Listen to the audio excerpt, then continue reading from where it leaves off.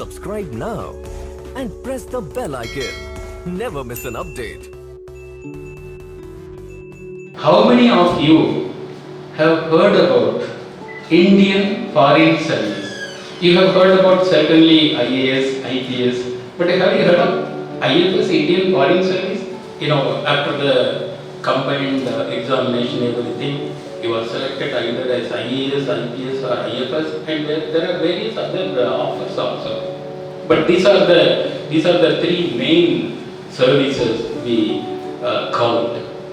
So after some kind of training in India and also in the Ministry of External Affairs. See, when we say IFS, Indian Foreign Service, your ministry will be Ministry of External Affairs. So I am from Ministry of External Affairs, from Foreign Service.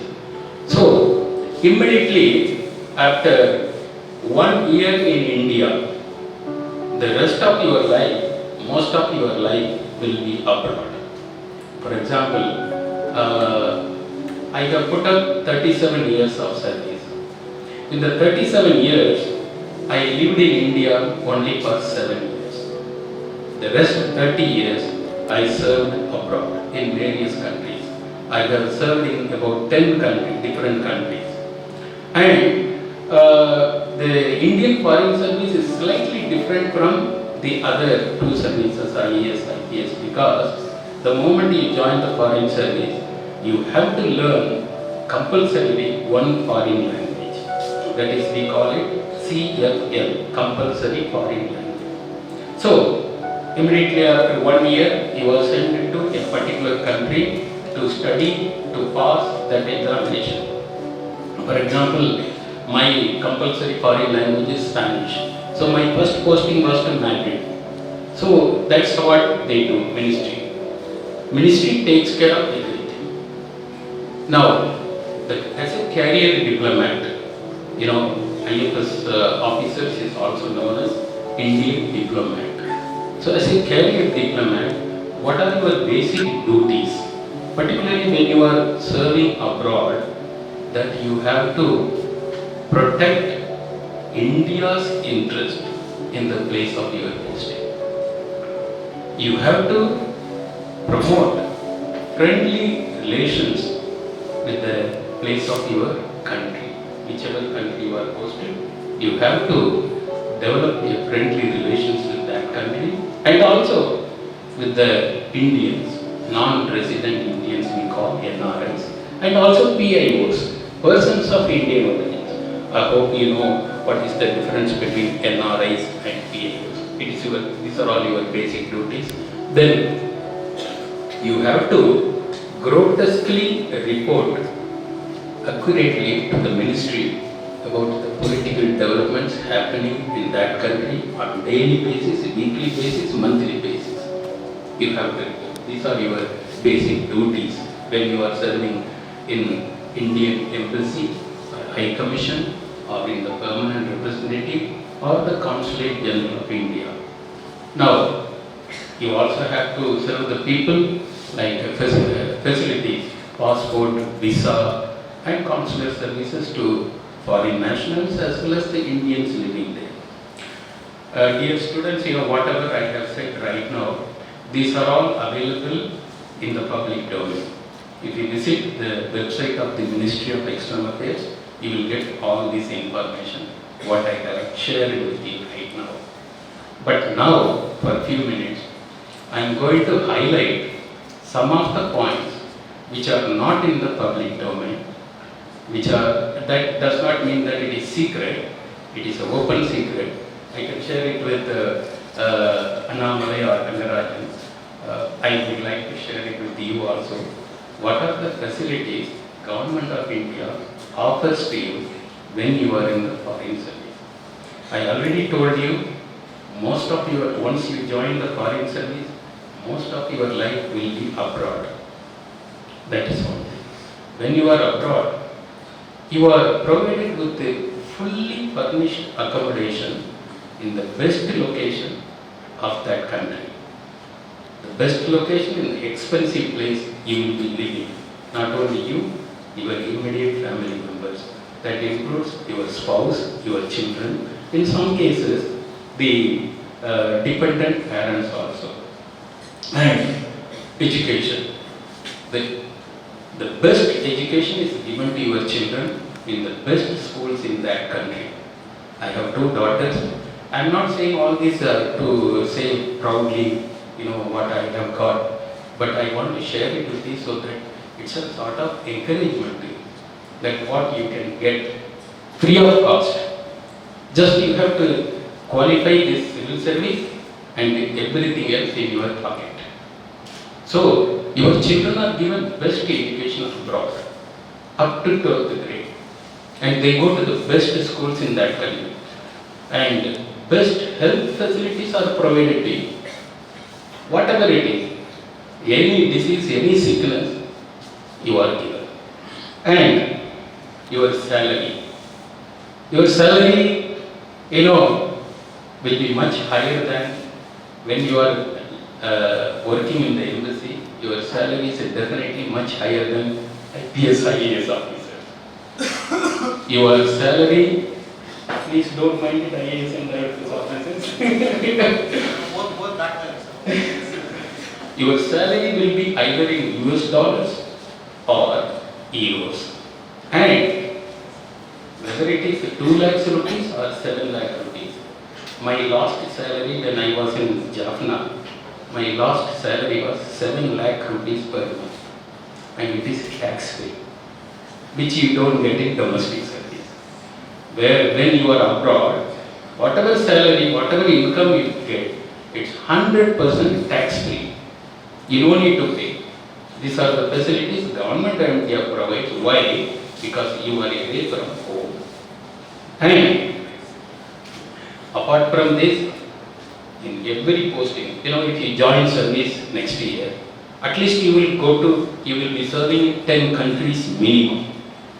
In each country, whenever you go, government provides cutlery, crockery, glassware grant. The ministry gives you on each posting outfit allowance. Outfit allowance means to buy clothes.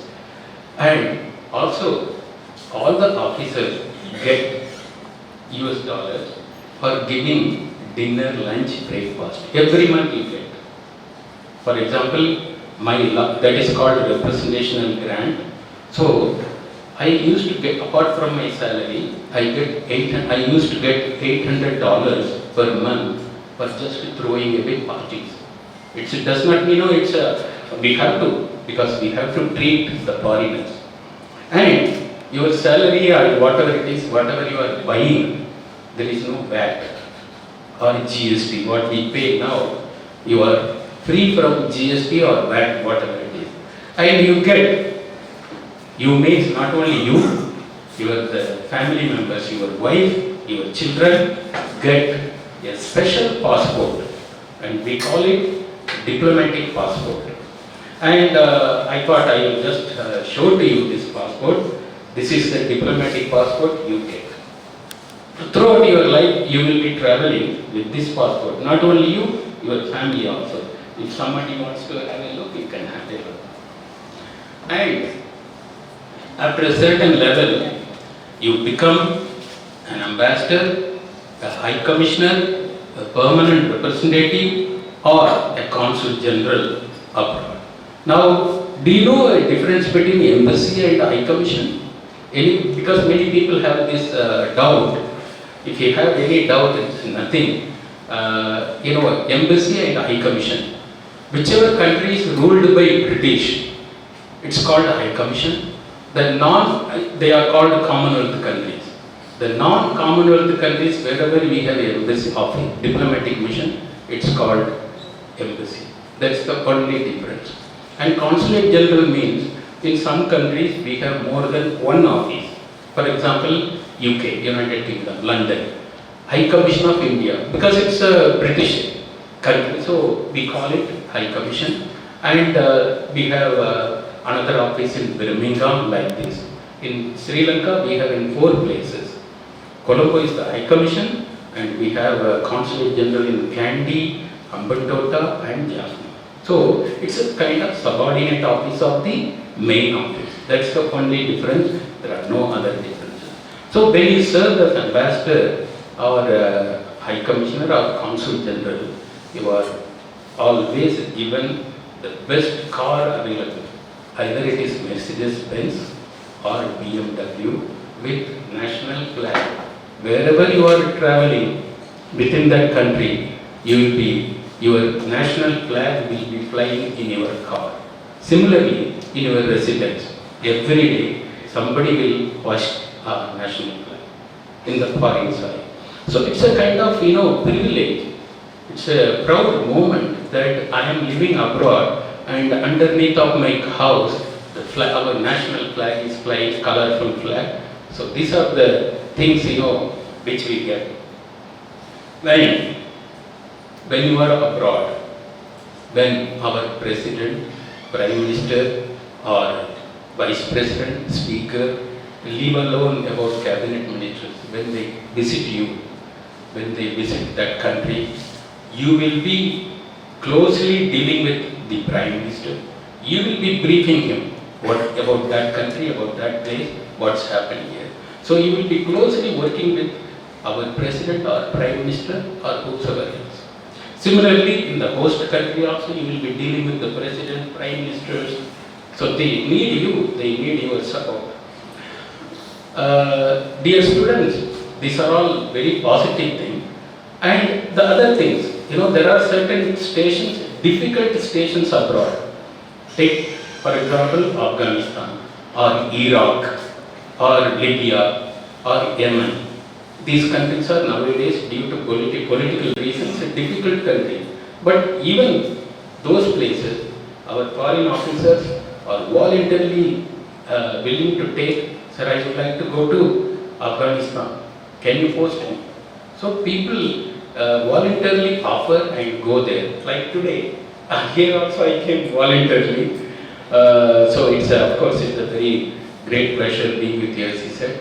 So people are working in difficult stations also, and willfully, deliberately, intentionally, they take the challenge. And this is how we have been working in the audit service. Nowadays, in the Ministry of External Affairs, UPSC and Ministry of External Affairs takes only about 30 to 35 people per annum. Annually, only these numbers are taken. So I am sure, as we said in the beginning, nothing is impossible in your life. It's all depends upon you. As Mr. Annamalai said, if you spend 1 year or 1.5 years religiously, sincerely, you can achieve everything. And that's how it goes. I take this opportunity to thank all of you to have come here on this Sunday, and also officers of IAS Academy for providing this, giving me this opportunity. And once again, I thank and wish you all the best in your endeavors. Thank you.